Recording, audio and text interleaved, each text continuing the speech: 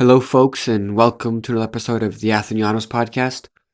Um, Today I just wanted to do an episode because I was in the library studying for exams, and I just had some thoughts, and I thought initially I was like, oh, why don't I just tweet them? But instead of tweeting them, I thought, you know what, I'll just record them in a short episode and flush them out. I figure that's a better way to kind of get rid of our thoughts or ideas. Not get rid of, but you know what I mean. Put them out there and flush them out rather than just sending them in a tweet or Instagram story. So yeah, if you guys are interested and want to follow the trend, please do so. And if you don't know how to do so, or you're scared to put your name to your ideas that you've had, you can just send them to me and I'll post them anonymously if you want. So yeah, um, enough said. Like and subscribe as always. Um, let's get into it. So I'm writing a bunch of politics essays, and of course, a big theme is power. Um, and I was kind of thinking about, power and trying to analyze my own self and others. And I just kind of had this thought while I was sitting there writing about Syria and Yemen and Bahrain. Um, Totally unrelated to those, but I was thinking, it seems like to me that there's a relationship between like boldness of action and power. And the kind of way I was thinking about it was, like I thought about it like one of those x y equals x squared graphs. It kind of look like this. Where like, oh, here's a picture. I don't know if you can see this. Maybe I'll put it better in the film. But basically, you have y equals x squared, or let's say y equals x minus 5 squared in parentheses. And you have like 10 being the most power and 0 being the least amount of power. And it seems like those who have the smallest amount of power, for some reason, um, tend to. There seems to be a similarity between those who have the least amount of power and those who have the most amount of power in terms of their boldness of action, right? And then I was thinking about it, and I was like, well, what really is boldness? What are we talking about when we mean boldness of action? And I thought, well, okay, it's like you're exercising your power, how much power you exercise. So I was thinking, okay, so maybe the relationship is more um, the amount of power you have to the amount of power you're willing to yield. But it doesn't really make any sense because um, how could those with the smallest amount of power be yielding an equal amount of power to those with the largest amount of power?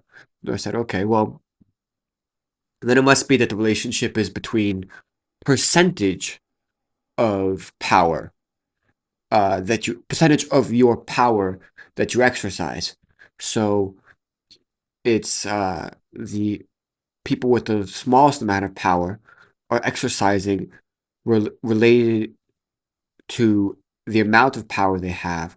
They're exercising the same percentage of their power as those with a lot of power. And then you kind of have those in the middle at the 5 range that are exercising the least amount of power. And I thought, well, why is that if this is true? And again, this is based on no scientific analysis or research. It's just instinct and observing my own self and others. Um,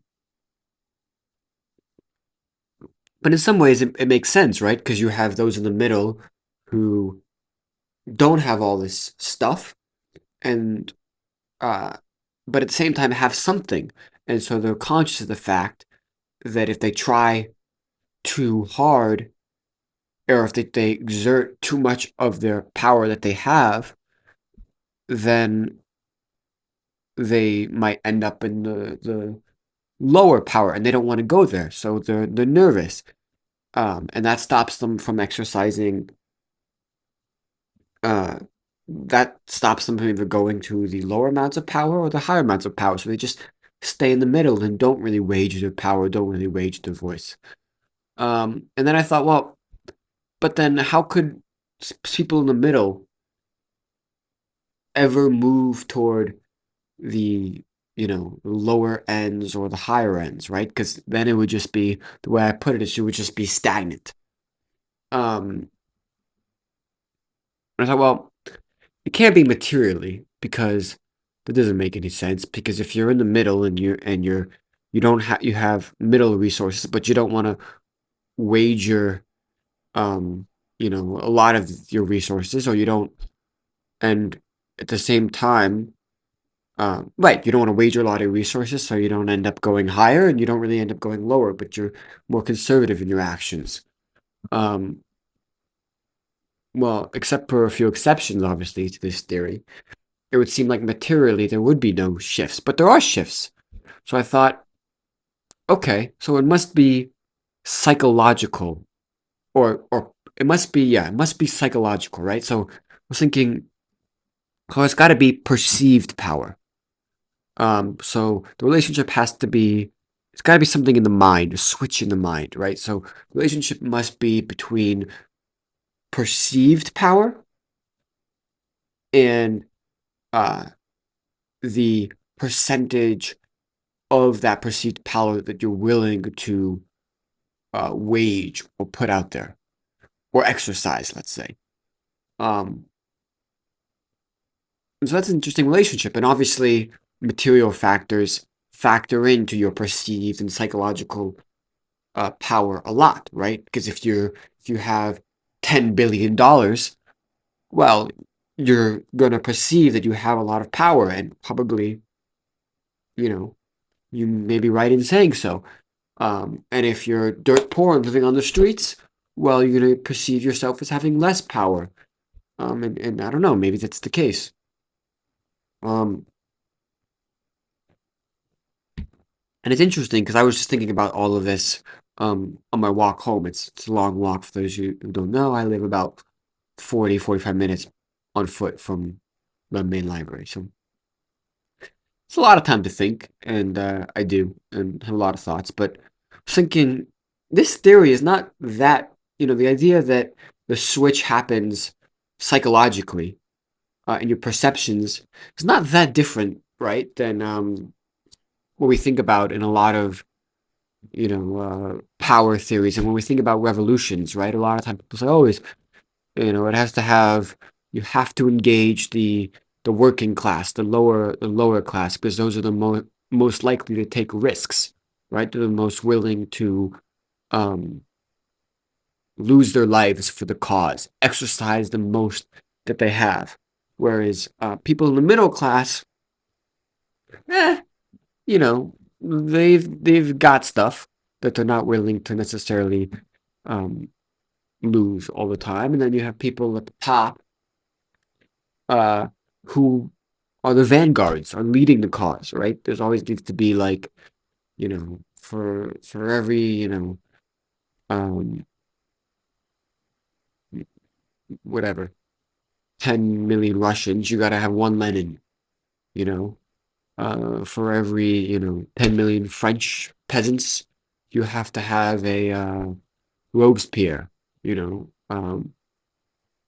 something like that. For every American farmer, you have to have Thomas Jefferson or George Washington, right? You need the combination of the elites, and you need the lower classes, the poor people. Um, and so it makes sense, right? I think that's at least the theory. But it's interesting to think about it happening psychologically, because when you think about Marxist theory of revolutions, right?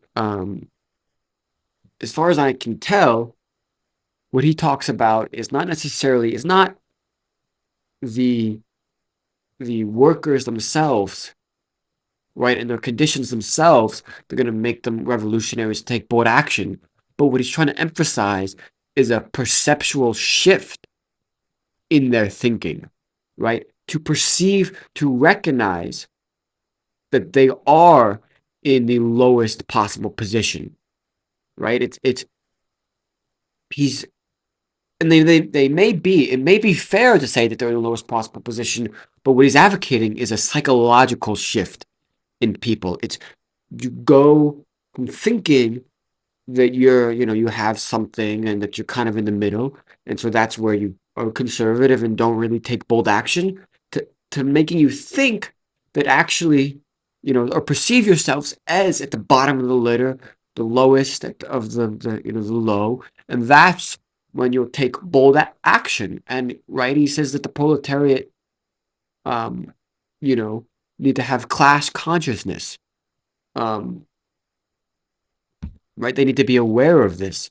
And that's his whole, theory of how the revolution is going to happen, because they, as a class, everybody in that wide, and look, not everybody, his picture of this dualist nation of, bourgeois and proletariat, it's not perfect. Obviously, nobody can separate the world into two classes. But what he's doing is actually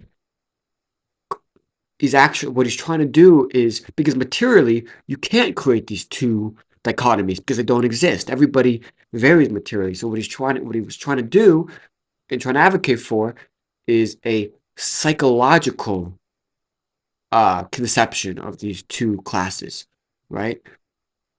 The proletariat is is the lowest of the low, and the bourgeois is the highest of the high. So it's actually I was thinking about it. It makes sense, right? That you'd have this proportionality where the people in the middle are the most conservative, and then as you get the lowest of the low in perceived power, it goes up in boldness in terms of, or the willingness to exercise percentage of your power, and for for the poorest of the poor, their power or their possessions is their life, so they're willing to risk their lives. And same thing, right? When you think about and it's the same thing for the bourgeois, right? When they perceive themselves as the highest of the high and indestructible, and you see this all the time with these great dictators, get all this power and think they're kings. Um, that's when they take these bold action and they do crazy shit and destroy a lot of people, um, and think they're invincible. Um, and but I also think this theory is not just applicable to like politics and revolutions and etc. But it actually can tell us a lot about our own lives and how we go about our own lives. Because you know, I'll use Twitter followers as an example, right? Let's say you have 4 Twitter followers, right? And they're all kind of your close buddies. You know everybody, and you're thinking, ah, well, there's no consequences, right? I have no power. Nobody's gonna see this shit. Nobody cares. So I'm gonna, post what I really think and put my honest opinion out there, and put out that, percentage of my perceived power. Um, and then as you kind of start to accrue followers, you know, and let's say you become 50, 100, 150 followers, then you're thinking, some people are going to see this, maybe some distant friends or distant relatives or, teachers or lecturers, etc. I have to be a little bit more careful about what I'm going to do, because everybody's, gonna see it, and they still have some control over my life, and it could still impact me. I'm not totally out of the woods. And then maybe when you have, 500,000, a million, 2 million, 5 million, a billion followers, right? Then you're thinking, oh, I've got all this, power, and I don't really, give a shit what people think, because, you know, nobody can do anything, right? I'm indestructible. I've built myself to the capacity. Well, I'm at fucking 1 billion followers. What are you gonna do to me, right? Um, and so then you start getting bold again, and you start, doing Donald Trump tweets on a toilet bowl, you know, But in all seriousness, that's kind of, that's kind of. I don't know. You could say the same thing about Instagram. You could say the same thing about, um, position in a company, right? When you're like the lowest of the low, and it's a shit company, and you're barely getting paid, you know, you'll go on strike, you'll stand up, you'll say all these things, you'll be bold.